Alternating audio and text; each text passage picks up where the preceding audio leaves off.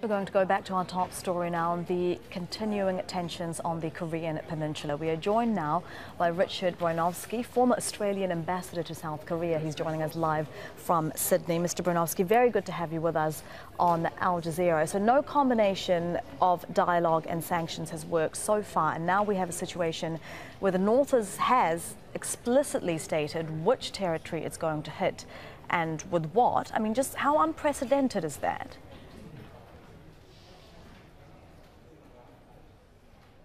Well, it's fairly unprecedented, but one thing to note is that Kim Jong-un is not saying he's going to launch missiles on Guam itself, but surrounding Guam, which is a very strange thing to say. Another point to make is that I think the United States intelligence, satellite intelligence, whatever, cannot pick up any signs of missile preparations in the north. So as far as that is concerned, it seems so far it's just a lot of talk. And I think, quite frankly, the press, the Western press particularly, has been blowing this up into something that probably is beyond reality. And we have to go back to 1976 when the tree was cut down by North Koreans and the Americans had B-52 bombers going up the chain towards the 38th parallel and then pulling out. That was a crisis. I'm not sure you could compare this with exactly the same sort of crisis. So if we look at the reality, you know, we have a North Korean leader who is talking about firing missiles around Guam. You have a leader in the White House using just as inflammatory language, you know, fire and fury. But do you think we're any closer to, say, war than we were a year ago? Because it doesn't sound like you think we are. I don't think we are, but there's always that possibility because there's always a chance of a miscalculation. But let's be very clear about this. Kim Jong-un is not a crazy man. He's not stupid. He's led his country for a number of years now, and he's done very well. The economy is doing quite well. It's predictable what he wants to do. There's a lot of bluster. There's a lot of hyperbole. On the part of the United States, we have a president who is unschooled and unskilled in foreign diplomacy, but he's surrounded by people who are skilled in these sciences, and we have his Secretary of Defense, Mattis, who's making the rounds of South Korea and Japan and making reassuring sounds. And of course, I do not think that the United States would have a preemptive strike against North Korea. North Korea would have to do something first, something pretty stupid. I do not think that will happen. You say that Kim Jong-un is predictable. What do you think it is that he wants exactly out of all of this? Where is this going? Oh, it's quite clear what he wants, and he said it, and often this placatum is left off the reports of what he says. He says, look, we're going ahead with a nuclear force. We're going to have a nuclear arsenal, and we'll keep it unless, and this is the important thing, unless we can do a deal with the United States where they stop threatening us, do not want to bring about regime change, and let us get on economically with being part of the world. Now, it seems to me that the solution is, and it's been tried before and it should be tried again, direct talks without conditions between the United States and North Korea.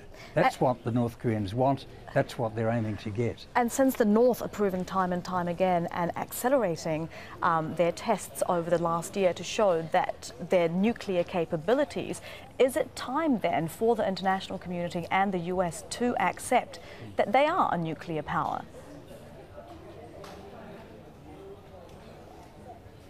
Yes, I think probably that will have to be done. Remember, there was a lot of panic about Iraq having nuclear weapons, about Iran having nuclear weapons, and how Israel would not stand for that.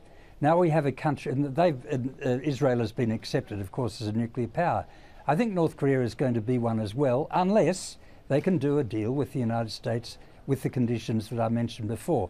But they haven't got there yet. They have a couple of ICBMs that they've tried with a very high altitude flight path, which they could extend over to the western coast of the United States. But it's not clear at all, and none of the literature I've read and none of the people I've talked to can say that they have yet successfully miniaturized a thermonuclear weapon or put in place a shield that would allow such a weapon on the bus of an ICBM to go back through the atmosphere without melting down. That's probably still a few years away, but we shouldn't be complacent, of course. They've always done better than the West thought they were doing. But this has to be carefully considered. Mr. Bronowski, it's been great to get your thoughts and your insights on this. Richard Bronowski, former Australian ambassador to South Korea, joining us live from Sydney. Thank you very much. Thank you.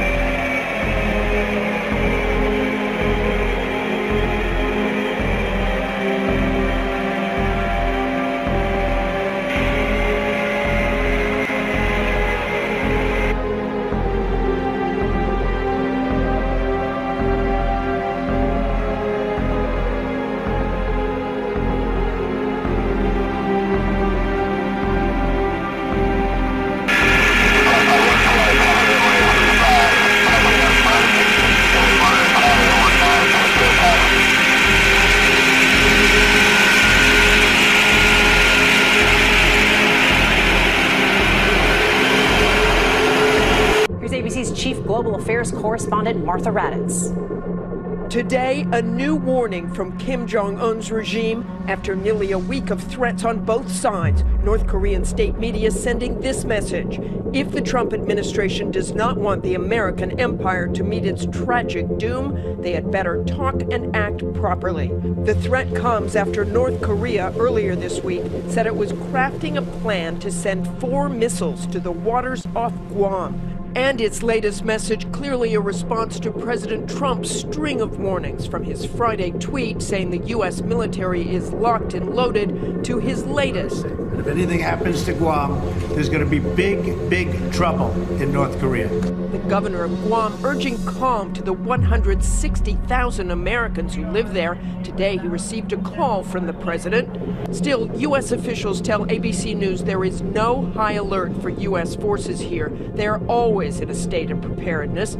But should conflict break out, it's the citizens here of South Korea who could pay the steepest price. There are also 14,000 tubes of artillery which could rain down on South Korea's capital of Seoul if they intended to do that, with over 26 million people caught in the crosshairs. The North so reclusive that these leaflets with messages are launched into North Korea from the South. Lee Min-bok says he defected to the South after reading one, and now delivers his own.